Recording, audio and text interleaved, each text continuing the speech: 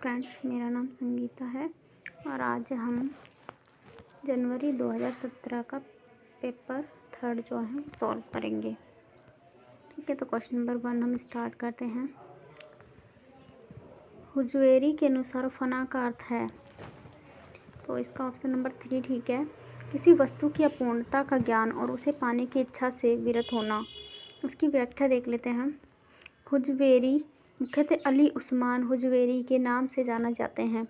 इसको दाता गंज बख्श की उपाधि भी मिली थी। इनका नाम 1009 ईस्वी में हुजवेरी गजनी में हुआ था। इस्लाम और सूफीज़्म के प्रचार में ये भारत के पंजाब और पाकिस्तान क्षेत्र में आए थे। हुजवेरी के अनुसार फना का अर्थ है किसी वस्तु की अपूर्णता का ज्ञान और उसे पाने की इच्छा से विरत होना। क्वेश्चन नंबर 2 है, रास पंचध्यायी किस छंद में लिखी गई है? तो इसका ऑप्शन हो जाएगा 3, रोला छंद में लिखी गई। इसकी व्याख्या देखते हैं। रास पंचध्यायी नंददास की रचना है। यह रोला छंद में लिखी गई है। इसमें श्री कृष्ण की रासलीला का वर्णन है। यह श्रीमद् भागवत की कथानुसार 5 अध्याय में विभक्त है। इसे भागवत का स्वच्छंद पद्य अनुवाद भी कहा जाता है। आगे क्वेश्चन देखते हैं। क्वेश्चन नंबर 3, मैं नारी आपवन प्रभु जग पावन रावण रिपु जन सुखदाई राजीव विलोचन भव भय मोचन पाही पाही सरनाही आई। रामचरितमानस की उक्त चौपाई में व्यक्त विचार किस पात्र के हैं? तो इसका ऑप्शन नंबर 1 ठीक है। ये अहिल्या के द्वारा बुलवाया गया है रामचरितमानस में, और ये बालकांड से संबंधित है। और भी ऑप्शन इसमें और भी पंक्तियाँ दी गई हैं, वो किसने किस कांड में बोली, ये लिखा हुआ है। तो अधम ते अधम अधम अति नारी तिन्ह महा में मति मंद आधारी, ये अरण्य कांड से है, सबरी के द्वारा बुलवाया गया है। कौशलेश सुत लक्ष्मण रामा काल्हू जीत सकहि संग्रामा, ये किष्किंधा कांड से तारा द्वारा बुलवाया गया है। आहा नाथ रघुनाथ सम कृपा सिंधु नहीं आन जोगी वृंद दुर्लभ गति तो ही दिन ही भगवान, ये लंका कांड में मंदोदरी से बुलवाया गया है। क्वेश्चन नंबर 4 है, राम और सीता के विवाह के अवसर पर किस कवि ने मिथिला की स्त्रियों से गारे गीत करवाए हैं? तो इसका आंसर हो जाएगा हमारा केशव दास है। हाँ, तो क्वेश्चन नंबर इसका ऑप्शन नंबर 3 ठीक है, 4th का। इसकी व्याख्या देख लेते हैं।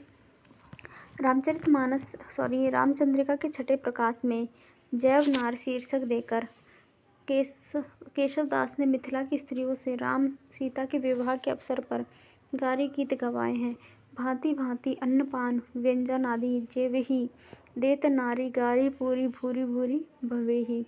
अब गारी तुम कहे देही हम काही कहाँ दूल्हा रामजू कछु बाप प्रिय पर दार सुनियत करी कहत कुमावजू। क्वेश्चन नंबर 5 पढ़ते हैं। अच्युत चरण तरंगिनी शिव सिर मालती माल हरि न बन्यो सुरसरी की जो इंदव भाल, इस दोहे के रचनाकार का नाम है? तो ऑप्शन नंबर 1 ठीक है। इसके रहीम की पंक्तियां हैं, और पंक्तियां देख लेते हैं। तिया से सब जोबन मिले भेद न जान्यो जात पराते समय निसी धोस के दुबे भाव दरसात, ये रसलीन की पंक्तियां हैं। केतक ही कल धोत के धाम करिल के कुंजन ऊपर बारो, ये रसखान की पंक्तियां हैं। वृंदावन विरहित फिरे राधा नंद किशोर नीरत दामनी जानी संग बोले ढोल भोर, राम साहे की पंक्तियां हैं। क्वेश्चन नंबर 6 है, निम्नलिखित काव्य कृतियों में से कौन सी कृति प्रबंध काव्य नहीं है? तो इसका ऑप्शन नंबर 4 ठीक है। सुजान हित प्रबंध जो है प्रबंध काव्य नहीं है।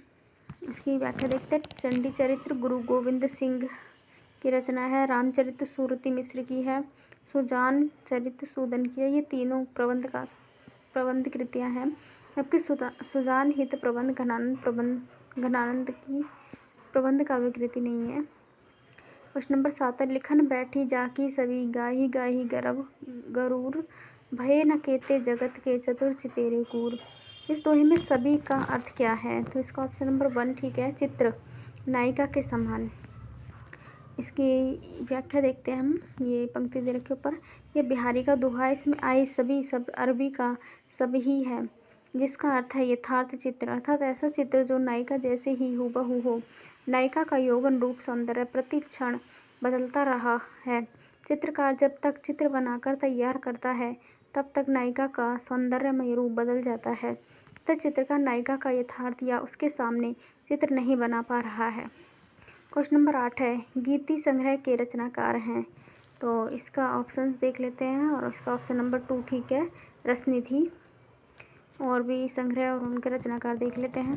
तो गीति संग्रह रतन हजारा अरिल, ये रसनिधि की रचनाएं हैं। सरस नक्सिक काव्य सिद्धांति सूरती मिश्र की रचनाएं हैं। अष्टदेश भाषा समय प्रबंध रसिक गोविंद की।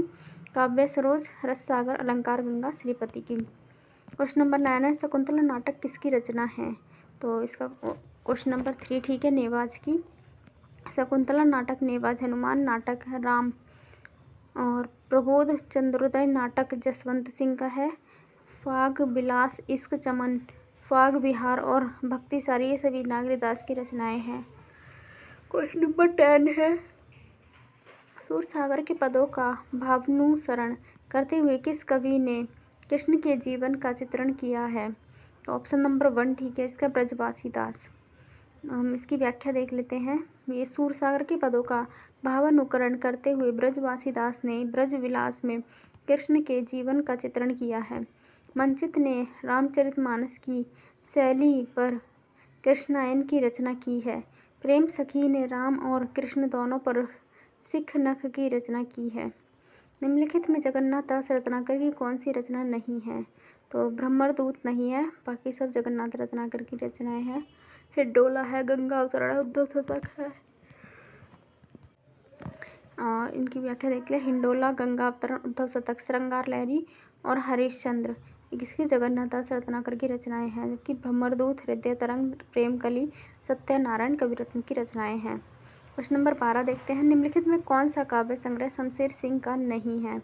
तो कुछ कविताएं ये है, कुछ और कविताएं हैं। काल तुमसे होड़ मेरी ये भी है। आज अभी आंखों से ये नहीं है। बाकी इनकी व्याख्या देख लेते हैं।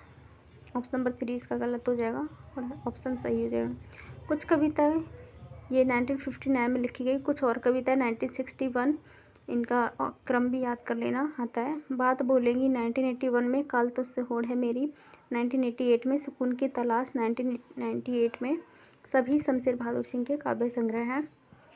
क्वेश्चन नंबर 13 देखते हैं, कहाँ हो हे हमारे प्राण प्यारे, किधर तुम छोड़कर हमको पधारे, बुढ़ापे में ये दुख भी देखना था, इसी को देखने को मैं बचा था।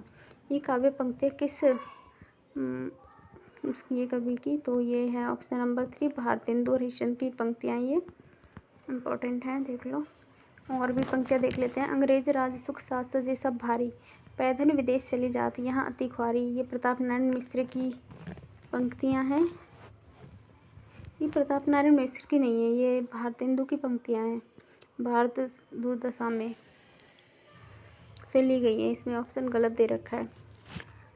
कहाँ हो हे हमारे राम प्यारे, किधर तुम छोड़कर हमको पधारे, बुढ़ापे में दुख भी देखना था, इसी को देखने को मैं बचा था। ये अंबिका दत्त व्यास की पंक्तियाँ हैं। ये भारतेंदु और इनकी ये पंक्तियाँ दोनों सेम लगती हैं, लेकिन वो जो वो भारतेंदु की और सेम उसी तरीके से अंबिका दत्त व्यास की पंक्तियाँ हैं। अचरज हो तो तुमहु सम गोरे बाजत कारे, तासो कारे कारे शब्द हु पर हैं वारे। ये बद्रीनारायण प्रेमघन की चौधरी प्रेमघन की पंक्तियाँ हैं। क्वेश्चन नंबर 14 है, फिर परियों के बच्चों से हम सुभग सीप के पंख पसार, समुद्र पैरते सूची ज्योत्सना में पकड़े इंद्र के कर सुकुमार। इन काव्य पंक्तियों के रचनाकार हैं। ऑप्शन नंबर 1 ठीक है, इसका सुमित्रानंदन पंत। और पंक्तियाँ देख लेते हैं। तुमको पीड़ा में ढूंढा तुमको ढूंढेगी पीड़ा, ये महादेव वर्मा की पंक्तियाँ हैं। आभरण भर वर्ण गान, वन वन उपवन उपवन, जगह कभी खुले प्राण, सूर्यकांत त्रिपाठी निराला की पंक्तियाँ हैं। उठ उठ गिर गिर फिर आती, नर्तित पद चिन्ह बना जाती, जयशंकर प्रसाद की पंक्तियाँ हैं। क्वेश्चन नंबर 15 देखते हैं, सबका निचोड़ लेकर तुम सुख से सूखे जीवन में, बरसों प्रभात हिमकन सा आंसू बन इस विश्व सदन में। ये है इसकी पंक्ति। ये उस पंक्ति के रचयिता पूछे गए हैं, तो इसके जयशंकर प्रसाद की पंक्तियाँ है ये। आगे और पंक्तियाँ देखते हैं। भारती जय विजय करे कनक सस्य कमल धरे, सूर्यकांत त्रिपाठी निराला की पंक्तियाँ हैं। झर चुके तारक कुसुम जब, रश्मियों के रजत पल्लव, महादेव वर्मा की पंक्ति है। भूतवाद उस धरा स्वर्ग के लिए मात्र सोपान, जहाँ आत्मदर्शन अनादि से समासीन अम्लान सुमित्रानंद पंत की पंक्तियाँ हैं। क्वेश्चन नंबर 16 देखते हैं, निम्नलिखित में कौन सी रचना सुमित्रानंद पंत की नहीं है? तो फोर्थ गीत गुंज नहीं है, ये निराला की पंक्ति है। आगे बाकी सब युगपथ अतीमा उत्तरा है। व्याख्या देखते हैं, युगपथ अतीमा उत्तरा सुमित्रानंद पंत की रचनाएं हैं। गीत गुंज अणिमा अर्चना नए पत्ते कुकुरमुत्ता ये सब किसकी है? सूर्यकांत त्रिपाठी निराला की है रचनाएं हैं। क्वेश्चन नंबर 17 देखते हैं, निम्नलिखित में कौन सी रचना महादेवी वर्मा की है? तो ऑप्शन नंबर जो 4 है नीरजा ये है।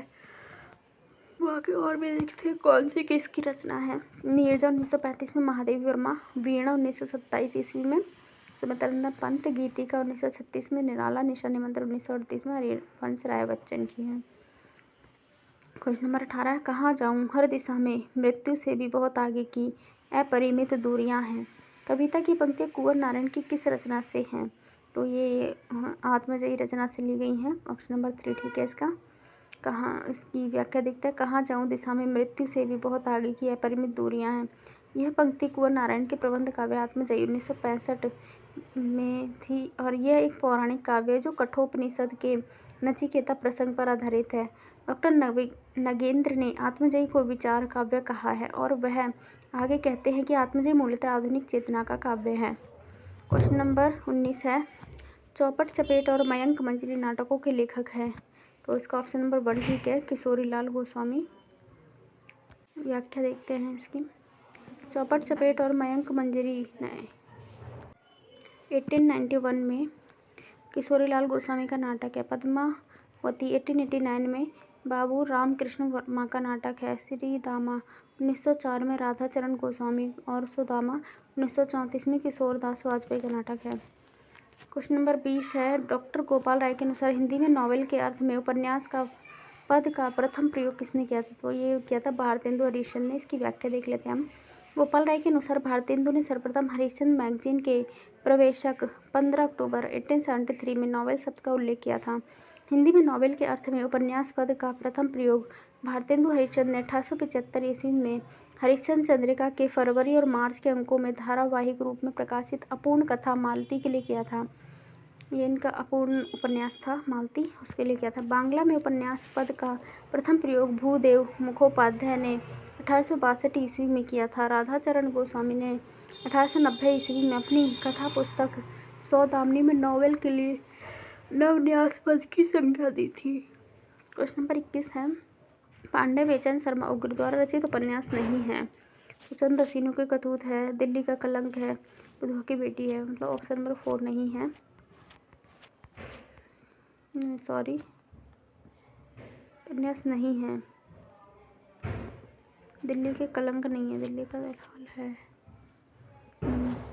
व्याख्या देखते हैं, चंद हसीनों के खतूत 1927 ईस्वी में, दिल्ली का दलाल 1927 में, बुधवा की बेटी या मनुष्यानंद 1928 में, चॉकलेट सरकार तुम्हारी आंखों में ये इत्यादि के पांडे बेचन उग्र के उपन्यास है। दिल्ली का कलंक, दिल्ली का व्यभिचारी आदि ऋषभ चरण जैन के उपन्यास हैं।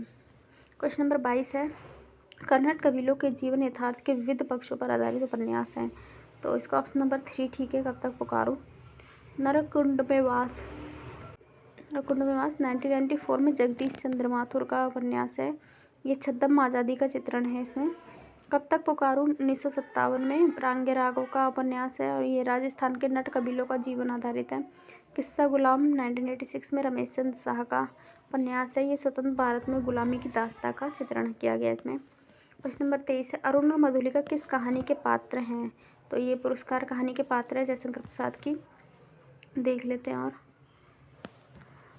प्रसाद की कहानी चित्तौड़ का उद्धार, हमीर और राजकुमार इसमें पात्र हैं। अशोक में विजय केतु और कनाल है। आकाशदीप में बुद्धगुप्त और चंपा है। पुरस्कार में अरुण और मधुलिका है। क्वेश्चन नंबर 24 है, भीष्म साहनी द्वारा रचित कहानी संग्रह नहीं है। तो काठ का सपना नहीं है, ये सर्वश्रेष्ठ दयाल सक्सेना का है मेरे ख्याल से। बाकी ये सभी भीष्म साहनी के वांगचू, निशाचर और भाग्य रेखा, और इन्हें क्रम वाइज भी याद कर लेना, इसमें पूछा जाता है। इसकी व्याख्या देखते हैं। भाग्य रेखा 1953 पहला पाठ, 1957 वांगचू, 1978 में निशाचर, 1983 पाली, 1989 डायन, 1998 भीष्म साहनी के कहानी संग्रह। काठ का सपना सतह से उठता आदमी 1971 में गजानन माधव मुक्ति बोध की कहानी संग्रह। काट का सपना किसका था? गजानन माधव मुक्ति बोस की रचना थी। क्वेश्चन नंबर 25 है, आधुनिक ईरान की पृष्ठभूमि पर रक्त रंजित इस्लामिक क्रांति का चित्रण किस उपन्यास में किया गया है? तो ये 7 नदियाँ एक समुद्र में किया गया है, नासिर शर्मा का उपन्यास है, 1984 में लिखा गया है। हाँ, जिसमें आधुनिक ईरान की पृष्ठभूमि पर रक्त रंजित इस्लामिक क्रांति का चित्रण किया गया है। चक्रव्यूह 1988 में श्रवण कुमार गोस्वामी का उपन्यास है। धूप छाही रंग 1970 में गिरीश आस्थान का उपन्यास है, जिसमें द्वितीय महायुद्ध का चित्रण है। किस्सा लोकतंत्र 1993 में विभूति नारायण रॉय का उपन्यास है। क्वेश्चन नंबर 26 है, जैनेंद्र कुमार द्वारा रचित कहानी संग्रह नहीं है। तो पहला इंसान के खंडर नहीं है, ये मोहन राकेश का कहानी संग्रह। बाकी सभी हैं नीलम देश की राजकन्या, पाजे व वातायन है। व्याख्या देख ले, इंसान के खंडर 1950 में मोहन राकेश की कहानी संग्रह है। फांसी 1929 में, वातायन 1931 में, नीलम देश की राजकन्या 1938 में, ध्रुव यात्रा 1944 में और पाजेब 1948 में। जैनेंद्र कुमार की कहानी संग्रह हैं। खंडर की आत्माएं 1948, खंडर की लिपि इंदुलाचंद जोशी का कहानी संग्रह है। क्वेश्चन नंबर 27 है, वैदिक सूक्तों के गरिमामय उद्गम से लेकर लोकगीतों के महासागर तक जिस अविच्छिन्न प्रवाह की उपलब्धि होती है, उस भारतीय भवधारा में मैं स्नातक हूँ। उपयुक्त विचार विद्यानिवास मिश्र ने अपने किस निबंध संग्रह की भूमिका में लिखा है? तो इसका ऑप्शन नंबर 3 सही है, चितवन की छाँ में। सन 1953 ईस्वी में विद्यानिवास मिश्र का पहला निबंध संग्रह चितवन की छाँ प्रकाशित हुआ।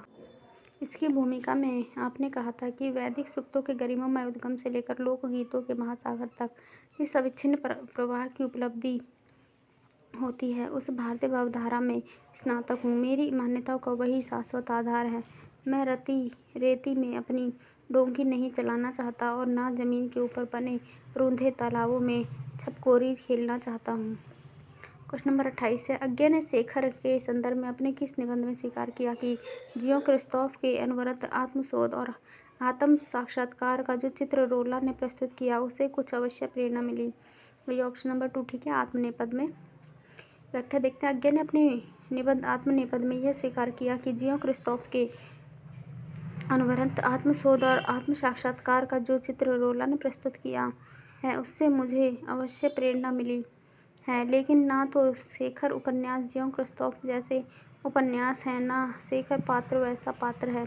समानता इतनी है कि जैसे क्रिस्तोफ में लेखक एक आत्मान्वेषी के पीछे उसका चित्र खींचता चला है, वैसे ही एक दूसरे आत्मान्वेषी के पीछे चला हूँ।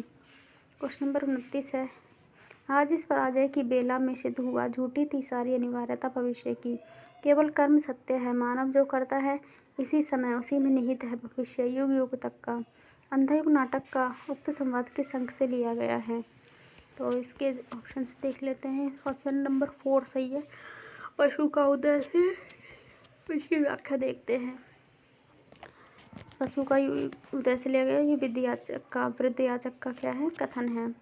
और बाकी ऑप्शंस देख लेते हैं। मर्यादा मत तोड़ो, तोड़ी हुई मर्यादा कुचले हुए अजगर सी गुंजालिका में कौरव वंश को लपेट कर सूखी लकड़ी सा तोड़ डालेगी, ये विदुर का कथन है। कौरव नगरी अंक से लिया गया नाटक है। छोड़ दिया केवल भ्रूण हत्या का शाप, उसे दिया और उसने मणि ले ली, विदुर का कथन है। गंधारी का शाप अंक से। होगी वधिकों की मुक्ति प्रभु के मरण से, किंतु रक्षा कैसे होगी अंधे युग में मानव भविष्य की, युत्सु का कथन है प्रभु की मृत्यु से। क्वेश्चन नंबर 30 है, समझदारी आने पर यौवन चला जाता है, जब तक माला गुथी जाती है फूल कुलमला जाते हैं। जयशंकर प्रसाद कृत चंद्रगुप्त नाटक का उक्त संवाद किस पात्र द्वारा बोला गया है? तो ये चाणक्य का कथन है। आगे देखते हैं, जिस वस्तु को मनुष्य दे वही एकता, उसे ले लेने की स्पर्धा से बढ़कर दूसरा दंभ नहीं, ये दंडायन का कथन है। जागरण का अर्थ है कर्म क्षेत्र में अवतीर्ण होना, और कर्म क्षेत्र क्या है, जीवन संग्राम, ये किसका कथन है, चंद्रगुप्त का। विद्यार्थी और कुचक्र असंभव, ये तो वही कर सकते हैं जिनके हाथ में अधिकार हो, ये सिंहरण का कथन है। क्वेश्चन नंबर 31 है, काव्य शोभाया कर्तरो धर्मा गुणा, ये किस आचार्य का उक्ति है? तो ये वामन की उक्ति है। और देखते हैं, तद्दोषो शब्दार्थो सगुणा वन अलंकृति पुनः क्वापी, ये मम्मट का पंक्ति है। अंता हिव हिवागिवकल्पा तत्प्रकाश एवं चालंकार, ये आनंदवर्धन की पंक्ति है। रसतामेति रत्यादि स्थायी भाव सचेत साम, ये विश्वनाथ की पंक्तियां हैं। क्वेश्चन नंबर 32 है, जहाँ समानार्थक विशेषणों से प्रस्तुत के वर्णन द्वारा अप्रस्तुत का बोध कराया जाए वह कौन सा अलंकार होता है? तो ये समासोक्ति अलंकार होगा। इसका ऑप्शन व्याख्या देखते हैं। जहाँ समानार्थक विशेषणों से प्रस्तुत के वर्णन द्वारा अप्रस्तुत का बोध कराया जाए, समासोक्ति अलंकार होता है। दूसरा है, जहाँ पर बहुत सी बातों का कथन एक साथ किया जाता है, सहोक्ति अलंकार होता है। जहाँ एक के अभाव में दूसरे पदार्थ शोभित अथवा अशोभित कहा जाए उसे विनोक्ति अलंकार कहते हैं। जहाँ उपमेय को उपमान से श्रेष्ठ बताया जाए और उसका कारण भी दिया जाए, व्यतिरेक अलंकार होता है। व्यतिरेक से कई बार क्वेश्चन भी पूछा गया है। क्वेश्चन नंबर 33 है, मैं साहित्य को मनुष्य की दृष्टि से देखने का पक्षपाती हूँ, यह किस आचार्य की उक्ति है? तो ये हजारी प्रसाद द्विवेदी की उक्ति है।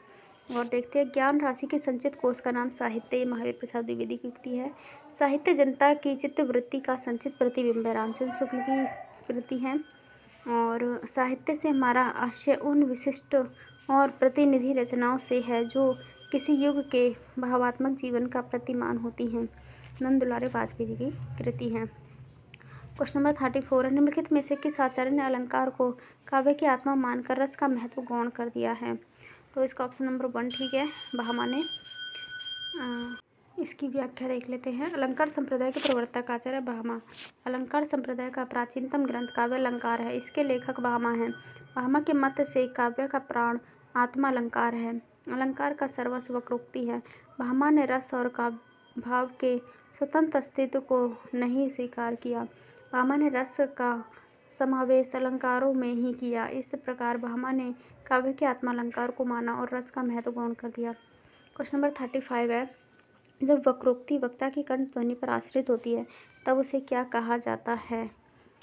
तो इसके ऑप्शंस देख लेते हैं। ऑप्शन नंबर 3 इसका सही है, काकू वक्रोक्ति कंठ पर आधारित होती है तो कंठ को ही काकू बोला जाता है। इनकी व्याख्या और परिभाषा, मतलब परिभाषा और अलंकार देखते हैं। जब वक्रोक्ति की कंठ ध्वनि पर आश्रित होती है तो ये कंठ ध्वनि के कारण वाक्य का दूसरा अर्थ निकले, उसे काकू वक्रोक्ति कहते हैं। जहाँ श्लिष्ट पदों के अनेक टुकड़े करके भिन्न भिन्न अर्थ निकाले जाएं, सवंग श्लेष वक्रोक्ति होती है। जब श्लिष्ट पदों का बिना खंड किए अन्य अर्थ निकाला जाए वह अभंग श्लेष वक्रोक्ति होती है। पहली का तत्सम रूप पहेलिका है। कुछ आचार्य इसे शब्द अलंकार मानते हैं, कुछ आचार्य इसका खंडन करते हैं। भामा इनमें प्रमुख हैं। विश्वनाथ ने इसे उक्ति वैचित्र्य माना है, नोट में पढ़ लिया है। क्वेश्चन नंबर 36, इसमें कौन सा ग्रंथ आचार्य भामा का है? तो काव्य अलंकार है, ऑप्शन नंबर 1 सही है। और वे ग्रंथ और उसके आचार्य देख लेते हैं। तो काव्य अलंकार है भामा का, काव्यदर्श दंडी, ध्वन्यालोक आनंदवर्धन, साहित्य दर्पण विश्वनाथ, अलंकार सार संग्रह उद्भट, काव्य अलंकार सूत्रवृत्ति वामन, काव्य अलंकार उद्रट, काव्य मीमांसा राजशेखर, ध्वन्यालोक लोचन अभिनव गुप्त, व्यक्ति विवेक महिम भट्ट, काव्य प्रकाश मठ, अलंकार सर्वस्व रुपया। क्वेश्चन नंबर 37 है, स्वाधीनता प्राप्ति के अवसर पर लिखी गई निम्नलिखित कविता किस कवि की है? मुक्त गगन है, मुक्त पवन है, मुक्त सांस गर्वीली, लांग सात लंबी सदियों को हुई श्रृंखला ढीली, टूटी नहीं की लगा अभी तक उपनिवेश का दाग, बोल तिरंगे तुझे उड़ाऊं या कि जगाऊं आग। ये तो माखनलाल चतुर्वेदी की पंक्तियां हैं। और पंक्तियां देख लेते। जीवन गीत बुला दो, कंठ मिला दो मृत्यु गीत, स्वर से रुद्र गीत की कुर्द तान है, निकली मेरे अंतर से। कपाल कृष्ण शर्मा नवीन की पंक्तियां हैं। ना हाथ एक शस्त्र हो, ना हाथ एक अस्त्र हो, ना अन्य वीर वस्त्र हो, हटो नहीं डरो नहीं बढ़े चलो। ये सोहनलाल द्विवेदी की पंक्तियां हैं। कुमकुम लेपूं किसे, सुनाऊं किसको कोमल गान, तड़प रहा आंखों के आगे भूखा हिंदुस्तान, रामधारी सिंह दिनकर की पंक्तियां हैं। निम्नलिखित में से कौन प्रतिपद्यवादी कवि नहीं है? तो इसका ऑप्शन नंबर हमारा 4 सही है। गिरिजा कुमार माथुर नहीं है, बाकी सभी हैं। नलिनी लोचन शर्मा है, केसरी कुमार है और नरेश मेहता है। तो इन्हें नकेन का कवि भी कहा जाता है इन तीनों को। याद रखना। तो इसकी व्याख्या देख रहे थे। प्रपद्यवाद का प्रवर्तन 1956 ईस्वी में नलिनी लोचन शर्मा ने किया। इसमें 3 प्रमुख कवि हैं, नलिनी लोचन शर्मा, केसरी कुमार और नरेश। ये सभी बिहार के थे, बिहार से बिलोंग करते थे। इन्हीं तीनों के नाम पर प्रपद्यवाद को नकेलवाद भी कहा जाता है। प्रपद्यवाद में प्रयोग का अर्थ साध्य होता है। गिरिजा कुमार माथुर प्रयोगवादी कवि थे, जिसका प्रणय अज्ञे ने किया था। माथुर जी अज्ञे द्वारा संपादित तार सप्तक में भी संकलित हैं। क्वेश्चन नंबर 39 है। कविता तो कवि की आत्मा का आलोचक है, उसके हृदय का रस है, जो बाहर की वस्तु का अवलंब लेकर फूट पड़ती है। यह कथन किसका है? तो इसका ऑप्शन नंबर 3 ठीक है, रामधारी सिंह दिनकर। कविता मस्तिष्क की नहीं हृदय की रहा है, दिनकर। ये पंक्तियां हैं। चिंतन की अपेक्षा कर्म सत्य के अधिक समीप होता है, दिनकर की पंक्तियां हैं। नई कविता का मंसूबा सूत्र शैली में बोलने का मंसूबा है, दिनकर की पंक्तियां हैं। काव्य आत्मा की संकलनात्मक अनुभूति है, जिसका संबंध विश्लेषण, विकल्प या विज्ञान से नहीं है, जयशंकर प्रसाद की पंक्तियां हैं। क्वेश्चन नंबर 40 है। निम्नलिखित में कौन सा नाटक प्रेमचंद के प्रसिद्ध उपन्यास पर आधारित है? तो इसका ऑप्शन नंबर 3 ठीक है, सूरदास।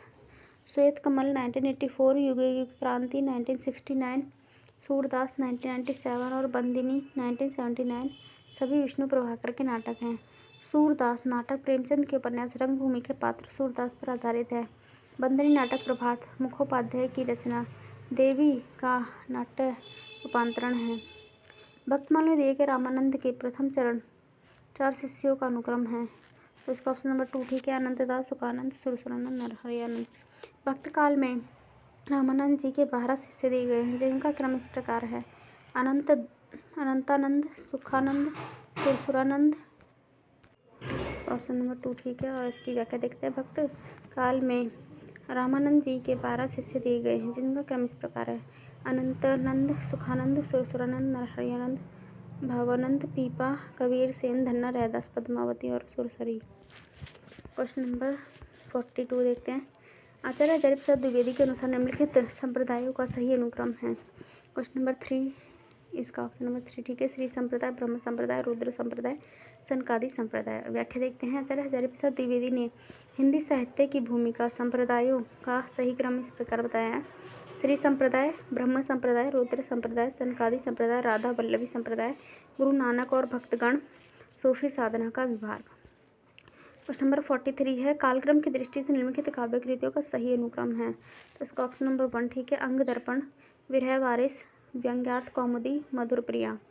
इसकी और भी देख लेते हैं इनके समय और इसके काव्यकार को। अंग दर्पण रसलीन की है, विरह वारिस बोधा की है, व्यंग्यार्थ कौमुदी प्रताप शाही की है, मधुर प्रिया ये नहीं बताया गया किसकी है। क्वेश्चन नंबर 44 है। प्रकाशन वर्ष के अनुसार निम्नलिखित रचनाओं का सही अनुक्रम है। ऑप्शन नंबर 1 ठीक है, रश्मि रथी, कनुप्रिया, द्रौपदी, संशय की एक रात। और रश्मि रथी 1952 में कर्ण का चरित्र दिखाया गया, इसमें रामधारी सिंह दिनकर की रचना है। कनुप्रिया 1959 में राधा के माध्यम से प्रेम संवेदना का चित्रण किया गया है, ये धर्मवीर भारती की रचना है। द्रौपदी 1960 में द्रौपदी के केंद्र में जीवन शक्ति का प्रतीक है, नरेंद्र शर्मा की कृति है। संशय की एक रात 1962 ईस्वी में राम के मन के संशय का चित्रण है, नरेश मेहता की कृति है। क्वेश्चन नंबर 45 है। रचना काल के अनुसार भारतेंदु हरिश्चंद्र की निम्नलिखित रचनाओं का सही अनुक्रम है। तो इसका ऑप्शन नंबर 3 ठीक है हमारा, भक्त सर्वस्व, प्रेम तरंग, सत्सई सिंगार और मधु मुकुल। इसकी व्याख्या है। रचना काल के अनुसार भारतेंदु जी की काव्य रचनाओं का सही अनुक्रम है: भक्त सर्वस्व 1870, प्रेम मल्लिका 1871, माधुरी प्रेम माधुरी 1875, प्रेम तरंग 1877, प्रेम प्रलाप 1877, सत्सई सिंगार, राग संग्रह 1880, वर्षा विनोद 1880, मधु मुकुल 1881, विनय प्रेम 50 1881, फूलों का गुच्छा 1882, प्रेम फुलवारी 1883। क्वेश्चन नंबर 46 पढ़ते हैं। प्रकाशन वर्ष के अनुसार निम्नलिखित प्रबंध काव्यों का सही अनुक्रम है। तो इसका ऑप्शन नंबर 3 ठीक है, विष्णुप्रिया, उर्वशी, लोकायतन, आत्मजयी। तो और भी प्रबंध काव्य प्रकाशन वर्ष विषय वस्तु रचनाकार देख लेते हैं। जय भारत 1952 में महाभारत की कथा का हिंदी रूपांतरण है और ये मैथिली शरण गुप्त की रचना है। विष्णुप्रिया 1952 में कर्ण का चरित्र है, दिनकर की रचना है। रश्मि रथी 1957 में चैतन्य महाप्रभु की पत्नी का चरित्रकान है और ये मैथिली शरण गुप्त की रचना है। ऋतंबरा 1957 की प्रलय वर्णन है। केदारनाथ मिश्र प्रभात की उर्वशी 1961 में पुनर्वार उर्वशी का प्राचीन आख्यान है। दिनकर की रचना है। लोकायतन 1964 में भारतीय जीवन की स्वाधीनता से पहले और बाद की कथाएं। स्वतंत्र पंत आत्मजयी 1965 में कठोपनिषद का नचिकेता प्रसंग है। को नारायण एक पुरुष और 1974 में विश्वामित्र और उर्वशी की कथा पर आधारित है। डॉक्टर विनय मोहन की रचना है। क्वेश्चन नंबर 47 है जन्म काल के अनुसार निम्नलिखित कवियों का सही अनुक्रम है। तो उसका ऑप्शन नंबर 1 ठीक है। राजकमल चौधरी, ये फिर उसके श्रीकांत वर्मा, केदारनाथ सिंह, फिर सुधामा पांडे, धूमिल। क्वेश्चन नंबर 48 देखते हैं। जन्म काल की दृष्टि निम्नलिखित निबंधकारों का सही अनुक्रम बताना है हमें। इसका ऑप्शन नंबर 1 ठीक है। बाल मुकुंद गुप्त 1865 में रोहतक हरियाणा जन्म स्थान है। श्याम सुंदर दास 1875, सरदार पूर्ण सिंह 1881, गुलाब राय 1888। क्वेश्चन नंबर 49 है जन्म काल के अनुसार निम्नलिखित उपन्यासकारों का सही अनुक्रम है। तो इसका ऑप्शन नंबर 1 ठीक है। यशपाल 1903 में जन्म हुआ और उसके बाद हजारी प्रसाद द्विवेदी 1907, अक्की 1911, रांगेरागा 1923। और आगे क्वेश्चन है 50 प्रकाशन वर्ष के अनुसार निम्नलिखित कहानी संग्रह का सही है। तो ऑप्शन नंबर 1 ठीक है। इसका शरणार्थी, फिर ठुमरी, सतह से उठता आदमी, शोभा यात्रा। शरणार्थी है 1948 में अज्ञा की रचना। ठुमरी है 1959 में फणीसुरनाथ रेणु की। सतह से उठता आदमी 1971 में है गजानन माधव मुक्तिबोध। शोभा यात्रा 1981 में भीष्म साहनी। क्वेश्चन नंबर 51 है जन्म काल के अनुसार निम्नलिखित नाटककारों का सही अनुक्रम है। इसका ऑप्शन नंबर 4 ठीक है। हरे कृष्ण प्रेमी, उसके बाद भीष्म साहनी, फिर मोहन राकेश, फिर शंकर शेष। तो हरे कृष्ण प्रेमी 1908 में, भीष्म साहनी 1915, मोहन राकेश 1925, शंकर शेष 1933। क्वेश्चन नंबर 52 है प्रकाशन वर्ष के अनुसार निम्नलिखित निबंध संग्रह का सही अनुक्रम है। तो इसका ऑप्शन नंबर 3 ठीक है हमारा। अंगद का पाँव, अद्यतन, विकलांग श्रद्धा का दौर और मराल।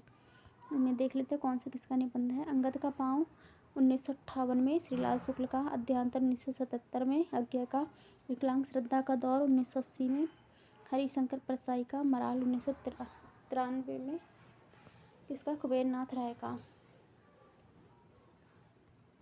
क्वेश्चन नंबर 53 नाटक के कथानक में कुछ दृश्य सूच्य होते हैं। 5 प्रकार के इन सूच्यों कथानकों का सही अनुक्रम है। इसका ऑप्शन नंबर 3 ठीक है। विस्कंबक, प्रवेशक, चूलिका, अंकास्य, अंकावतार। इसका क्रम ध्यान रखना। व्याख्या देखते हैं। सूच्य कथा वस्तु के कथानकों को अर्थोपेशक, अर्थोक्षेपक कहते हैं। सूच्य कथानक 5 माने गए हैं। इनका क्रम इस प्रकार है। विस्कंबक, प्रवेशक, चूलिका, अंक मुख्य या अंकास्य, अंकावतार।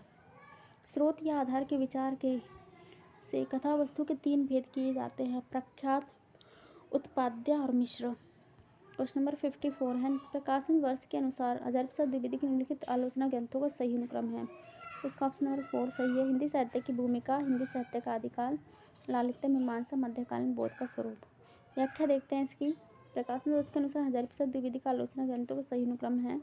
हिंदी साहित्य की भूमिका 1940, हिंदी साहित्य का आदिकाल 1952, हिंदी साहित्य उद्भव और विकास 1953, लालित्य मीमांसा 1962, मध्यकालीन, बोध का स्वरूप 1970। क्वेश्चन नंबर 55 है सुरेंद्र वर्मा के नाटकों का सही अनुक्रम है। तो इसका ऑप्शन नंबर 3 ठीक है। द्रौपदी, 8वां सर्ग, एक दुनिया एक रति का कंगन। इसका अनुक्रम पूछा ही जाता है ज़्यादातर पेपरों में। सुरेंद्र वर्मा के नाटक का सही अनुक्रम है। द्रौपदी 1972, सेतुबंध 1972, खलनायक विदूषक 1972, सूर्य की अंतिम किरण से सूर्य की पहली किरण तक 1975, 8वां सर्ग 1976, छोटे संयंत्र बड़े संयंत्र 1982, एक दुनिया 1987, शकुंतला की अंगूठी 1990, कैद ए हयात 1993, करती का कंगन 2011। क्वेश्चन नंबर 56 है। ये स्थापना तर्क वाले क्वेश्चन आ गए हैं। करते हैं 56 से 65 तक 10 क्वेश्चन है। तो स्थापना है जहाँ व्यक्ति जीवन का लोक जीवन में लय हो जाता है वही भाव की पवित्र भूमि है। और इसका तर्क है इसलिए कविता में विश्व हृदय का यही आभास कविता की यथार्थवादी अवस्था से है। इसका ऑप्शन नंबर 4 ठीक है। ए सही है, आर गलत है। व्याख्या देखते हैं। जहाँ व्यक्ति अपने व्यक्तिगत जीवन को लोक के जीवन में समाहित कर देता है, यह लोक के मंगल में लीन होकर स्व का भान नहीं करता, वहीं पर भाव की पवित्र भूमि होती है। ये सही है।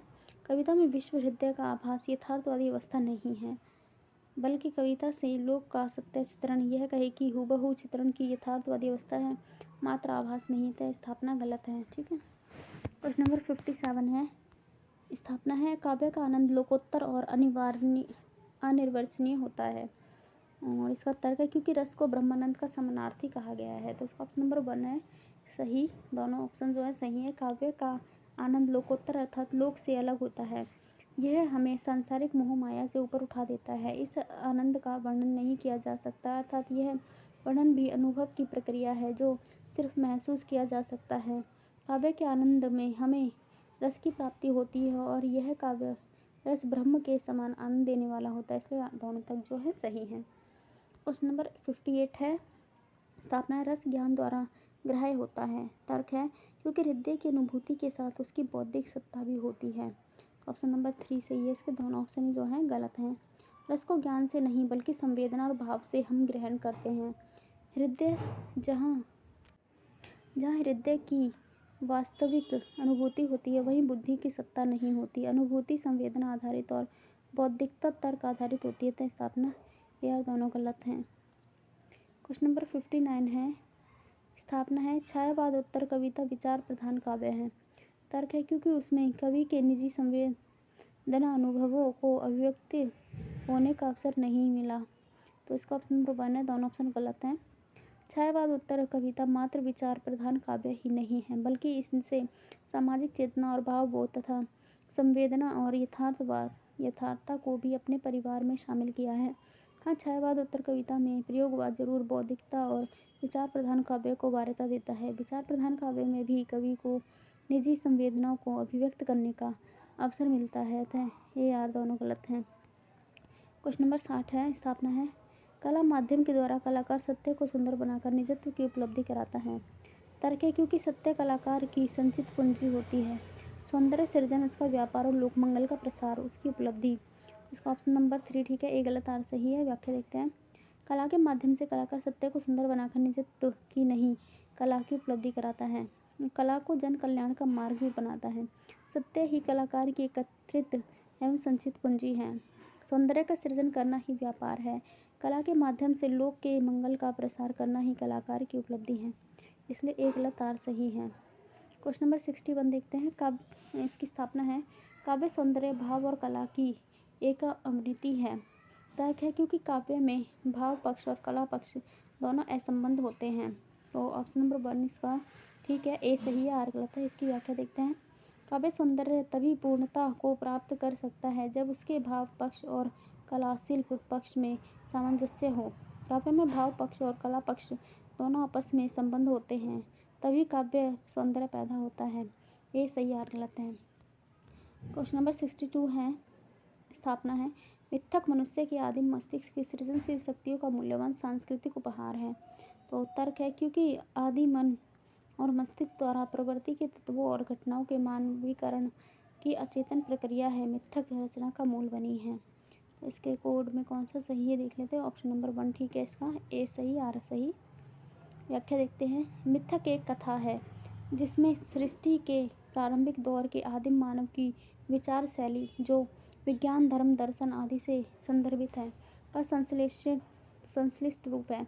यह विचार ज़्यादातर धार्मिकता से ओतप्रोत है क्योंकि उस समय भारत का मूल विश्वास धर्म में था और यही धीरे धीरे आदिम मानव की परंपरा और संस्कृति बन गए। इसमें अति मानवीय गुणों का वर्णन होता है। मिथक मनुष्य की सृजनशील शक्तियों का मूल्यवान सांस्कृतिक उपहार है। मिथक में चेतन की अपेक्षा अवचेतन का प्राधान्य होता है। प्रकृति के तत्वों और घटनाओं के मानवीकरण की अचेतन प्रक्रिया ही मिथक रचना का मूल है। ए और आर दोनों सही हैं। क्वेश्चन नंबर 63 है स्थापना है कविता में श्रृंगार चित्रण अनिवार्य है।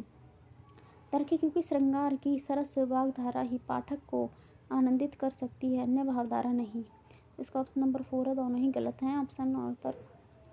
कविता में श्रृंगार चित्रण अनिवार्य न होकर ऐच्छिक है। मात्र श्रृंगार ही पाठक को आनंदित नहीं करता, अन्य कारण करुण शांत वीर आदि भी पाठक को आनंदित और द्रवित करते हैं। थे यह दोनों गलत हैं। क्वेश्चन नंबर 64 है स्थापना है कविता एक अलौकिक और आध्यात्मिक प्रक्रिया है। तर्क है इसलिए जीवन का लौकिक पक्ष उसमें नहीं आ सकता। ऑप्शन नंबर 3 इसका सही। दोनों ही गलत हैं। कविता अलौकिक और आध्यात्मिक ही नहीं बल्कि लौकिक प्रक्रिया भी है। कविता में जीवन का लौकिक पक्ष भी आ सकता है, इसलिए दोनों गलत हैं। क्वेश्चन नंबर 65 है स्थापना है। छायावादी काव्य आत्मनिष्ठा के कारण अहमवादी बन गया। तर्क है, इसी कारण छायावादी कवियों ने सामाजिक नैतिकता की उपेक्षा की है। इसका ऑप्शन नंबर 3 ठीक है, दोनों ही गलत हैं। छायावादी काव्य आत्मनिष्ठा के साथ सामाजिक जीवन से प्रतिबद्ध रहा है और यह अहमवादी नहीं बल्कि रहस्यवादी बन गया। यह आत्म केंद्रित होकर आध्यात्मिक की ओर अग्रसर हुआ। छायावादी कवियों ने सामाजिक नैतिकता की उपेक्षा नहीं की, अतः स्थापना ए और आर दोनों गलत हैं। क्वेश्चन नंबर 66, निम्नलिखित पंक्तियों को रचनाओं के साथ सम्मिलित कीजिए। जे ही पंखी के नियर होई करे ब्रे की बात, सोई पंखी जा ही जा रही। ये इनको पंक्तियों को किसके साथ मिलाना है ये देख लेते हैं। ये पहली जो थी वो जायसी की पंक्ति थी। दूसरी पंक्ति देखते हैं, तरबर हुई निपात वाली। हमको सपने हूँ मैं सोच जा दिन ते, पिछोरे नंद नंदन ता दिन ते यह पोच। यह है सूरदास की पंक्ति। अब जीवन की है कपि न आस होए, कनगुरिया की मधुर कंगन की होई। ये ऑप्शन है तुलसीदास की। जिभिया ऐसी बाबरी कही गई सरग पताल, आपहु कहे भीतर रही जूती खात कपाल। ये रहीम की पंक्तियां हैं। कोटि कल्प तरु लसत बसत पद, पंकज छाही कामधेनु पति कोटि, बिल लूठत रज माही। ये नंदास की पंक्तियां हैं। क्वेश्चन 67 देखते हैं। इसके ऑप्शन मिलाते हैं। मैना जो है चंदायन की पात्र है, लदाउद इसके रचनाकार है। ऋतुवर्ण जो सत्यवती कथा का पात्र है और ये ईश्वरदास की रचना। रुक्मणी मृगावती की पात्र है, कुतुबन की रचना। राघव चेतन पद्मावत का पात्र है, जयसी की रचना है। जवाहिर हंस जवाहिर का पात्र है, कासिम शाह की रचना है। क्वेश्चन नंबर 68 है। इस सारे जिंदगी के, ये हम मिला कर देते हैं सीधे। इस सारे जिंदगी के है अज्ञे की रचना। बूंद टपकी एक नभ से भवानी प्रसाद मिश्र की रचना। चार ईमानदार कुंवर नारायण की रचना है। मेरा प्रतिनिधि रघुवीर साहे की रचना है। अजनबी देश में सर्वदास सक्सेना की रचना है। वहीं ये भी रचनाकारों के साथ सम्मिलित करना है। 69 क्वेश्चन नंबर। प्रेम पथिक 1914 में जयशंकर प्रसाद की रचना है। गीत का 1936 में सूर्यकांत त्रिपाठी निराला की रचना है। सांध्य गीत 1936 में महादेव वर्मा की। गुंजन 1932 में सुमित्रानंद पंत की। पंचवटी 1925 में माथली शरण गुप्त की। क्वेश्चन नंबर 70 है। निम्नलिखित कहानियों को उसके केंद्रीय विचारों के साथ सम्मिलित करना है। तो पूस की रात किसकी, ऋण की समस्या पर आधारित है। शतरंज के खिलाड़ी राष्ट्रीय चेतना पर आधारित है। ठाकुर का कुआं जाति भेद पर आधारित है। पंच परमेश्वर न्यायप्रियता पर आधारित है। क्वेश्चन नंबर 71 है। निम्नलिखित उन पात्रों को उनके उपन्यास के साथ सम्मिलित करना है।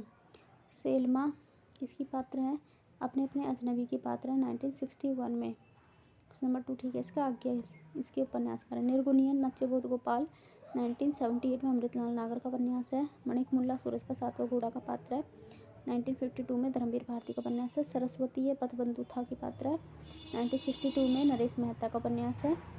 प्रिय व्रत कितने चौराहे की पात्र है, 1966 में फणीश्वरनाथ रेणु का उपन्यास है। क्वेश्चन नंबर 72 है। निम्नलिखित एकांकी नाटकों को उनके नाटककारों के साथ सम्मिलित करना है।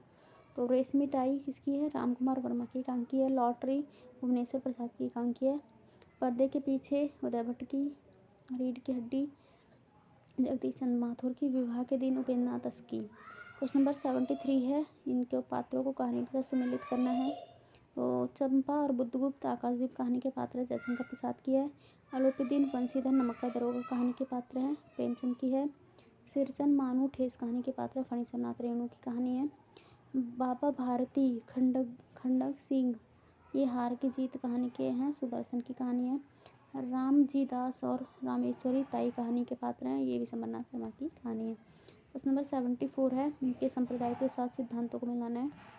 तो वक्रोक्ति संप्रदाय जो कुंतक का है सिद्धांत है। रीति संप्रदाय वामन का। औचित्य क्षेमेंद्र का। ध्वनि सिद्धांत अनुबंधर। रस सिद्धांत भरतमुनि।